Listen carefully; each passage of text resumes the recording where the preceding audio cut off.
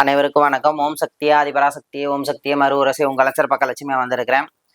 செங்கல்பட்டு மாவட்டம் மதுராந்தக வட்டம் மருவத்தூருக்கு 10 கிலோமீட்டர் அருகாமை, எனக்கு 10 கிலோமீட்டர் அருகாமல இந்த வன்கொடுமை நடந்திருக்குது. குழந்தை என்றால தெய்வத்துக்கு சமானம். 14 வயது சிறுமிய பாலியல் பலாத்காரம் பண்ணியிருக்காங்க. வன்கொடுமை விடிய விடிய வச்சு வன்கொடுமை பண்ணியிருக்கிறாங்க.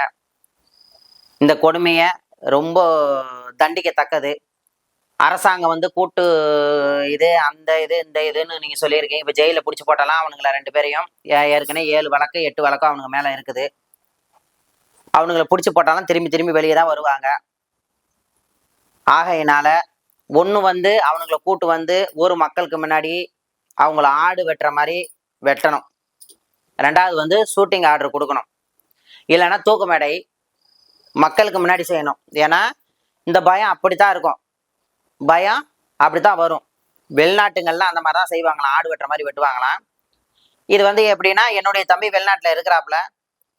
இந்த மாதிரிலாம் வன்கொடுமை நடந்தால் என்னடா இருக்குன்னு கேட்டேன். நான் வருத்தப்பட்டு பேசும்போது அப்போ எல்லாம் சொன்னார்.